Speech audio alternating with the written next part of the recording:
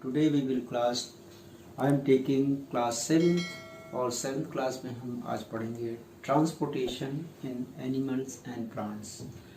उनका जो सबसे इम्पोर्टेंट जो चीज़ है हमारी बॉडी में या प्लांट्स की बॉडी में, किस प्रकार से कोई भी चीज़, प्लांट्स में तो पानी जाता है, ट्रांसपोर्टेशन होता है, वाष्पोत्सर्जन होता है, लेकिन बॉडी में किस प्रकार से हमारा ब्लड जो है वो किस प्रकार से चलेगा और किस प्रकार से हमारा बॉडी में ब्लड जो है सर्कुलेट करता है। सर्कुलेट करने के साथ साथ वह किन किन कंपोनेंट से बना होता है और क्या क्या इम्पोर्टेंस होती है ब्लड की, आज हम वो पढ़ेंगे।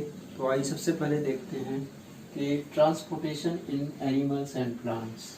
So blood is composed is a fluid called plasma in which different types of cells are suspended.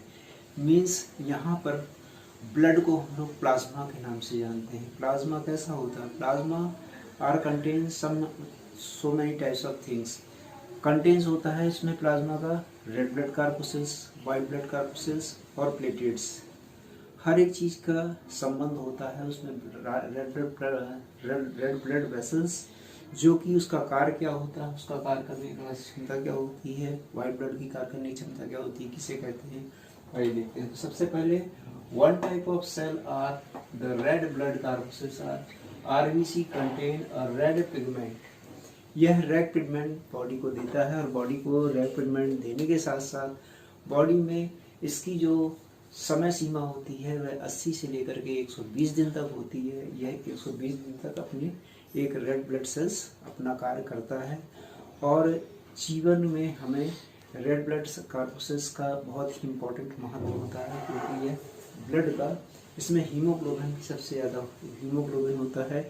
इसमें ऑक्सीजन मिक्स होता है, जिससे ऑक्सीजन मिक्स होकर के हमारी बॉडी को सर्कुलेट करके कहाँ इम्पोर्टेंस है इसकी, यह बताता है कि हमें ऑक्सीजन किस किस जगह से इम्पोर्टेंट है। ब्लड ऑक्सीजन के साथ मिलकर ऑक्सी हीमोग्लोबिन देता है, इससे इम्पोर्टेंट पिगमेंट हो जाता है। The blood is also white blood cells WBC। And दूसरा कंटेन्स है white blood cells, white blood corpuscles, यानी श्वेत रुधिर कणिका। श्वेत रुधिर कणिकाओं का जो टाइम पीरियड होता है वह इस प्रकार से यहाँ देख सकते हैं, the fight against germ and may be enter our body. यह हमारी बॉडी के अंदर किसी भी जर्म से लड़ सकता है, इसमें इतनी क्षमता होती है और यह ब्लड के साथ मिलकर के हमारे ब्लड में यह सीरम रहता है।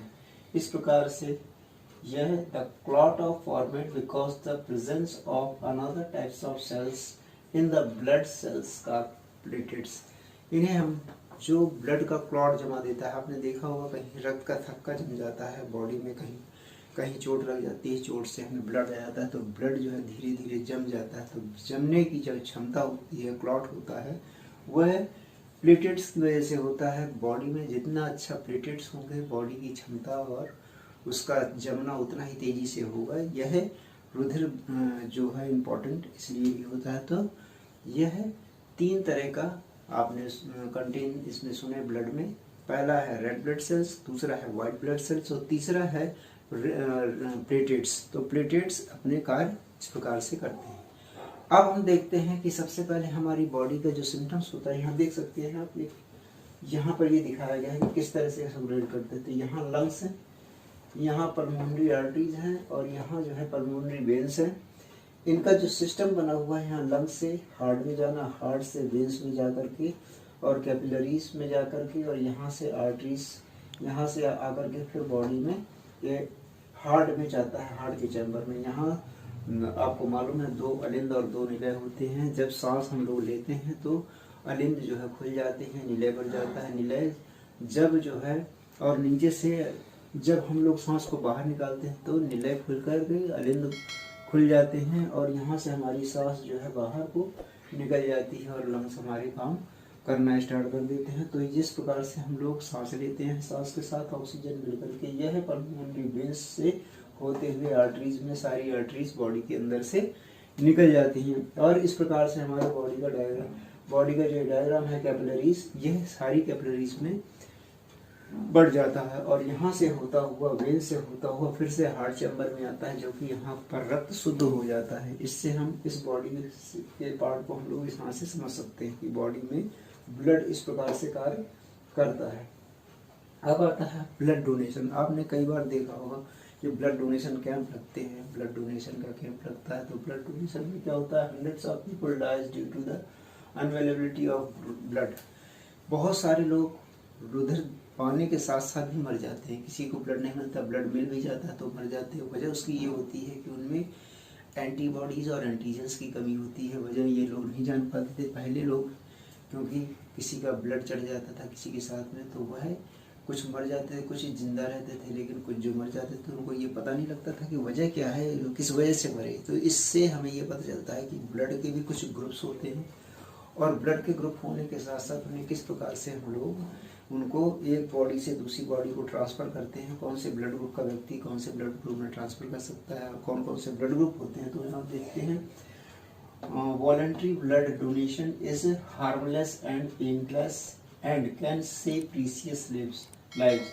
Yeah, blood can be donated at hospitals and other places authorized by the government. Donated blood are stored with the special care in blood banks. Blood banks में हम लोग बहुत सारे लोग कई ब्लड कैंप लगाते हैं। ब्लड कैंपों में कई तरह का रुधिर इकट्ठा करके और ब्लड बैंक को दिया जाता है और ब्लड बैंक से उन्हें को ज़रूरत के हिसाब से जहाँ जहाँ ज़रूरत होती है हम लोगों को ब्लड की, वहाँ ब्लड बैंकों में पहुँचाया जाता है।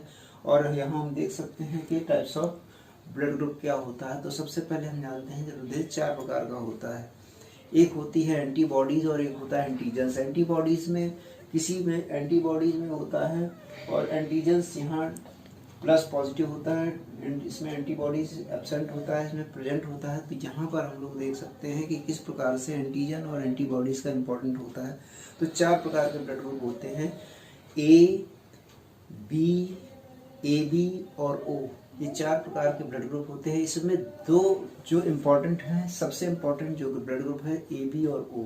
AB सर्वग्राही ब्लड ग्रुप कहलाता है। इसमें सर्वग्राही का मतलब ये होता है सबसे ले सकता है। We can expect taking all of peoples. हम लोग सबसे ले सकते हैं। अगर मैं AB का व्यक्ति हूँ तो मैं सबसे ले सकता हूँ ब्लड और अगर O वाला ब्लड वाला हूँ तो मैं सबको दे सकता हूँ। बट इसमें से भी कुछ सिम्टम्स ऐसे होते हैं, जैसे यहाँ पर आप देख सकते हैं AB+, AB-, AB O+ और O-।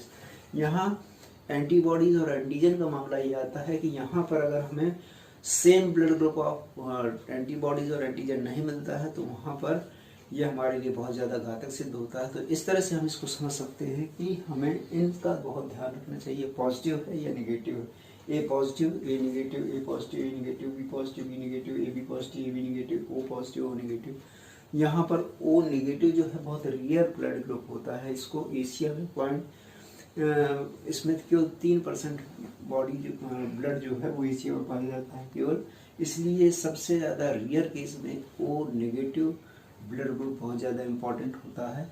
और उसके साथ साथ ए को दे सकता है, बी को दे सकता है और AB सबसे ले सकता है, O सबको दे सकता है। तो इस तरह से हमने बॉडी एंटीजेंस को समझा।